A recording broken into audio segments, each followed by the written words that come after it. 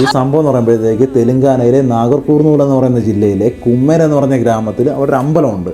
ആ അമ്പലത്തിൽ OBC വിഭാഗത്തിൽപ്പെട്ട ഒരു ഫാമിലി ദൈവത്തിനെ കാണാനായിട്ട് എത്തി. നോട്ട് ചെയ്യുക, ദൈവത്തിനെ കാണാനേ എത്തി. തെലുങ്കാനയിലെങ്ങാണ്ട് വലിയ കുണ്ണാളെങ്ങാണ്ടാണ് റെഡ്ഡി ടീംസ്. അപ്പോൾ അവർ പറഞ്ഞ്, ഞങ്ങൾ ഈ പ്രപഞ്ചം ഉണ്ടാക്കിയ ദൈവത്തിനെ കാണിക്കണമെങ്കിൽ നിങ്ങൾ ഞങ്ങൾക്ക് മനുഷ്യനുണ്ടാക്കിയ പൈസ തന്നാൽ, എത്ര രൂപ, 100 രൂപ തന്നാൽ മാത്രമേ ദൈവത്തിനെ കാണിക്കത്തുള്ളൂ എന്ന് പറഞ്ഞിട്ടുള്ള വാക്ക് തർക്കത്തിൽ 2 മാസം പ്രായമുള്ള കുഞ്ഞിനെ ചവിട്ടി കൊലപ്പെടുത്തി.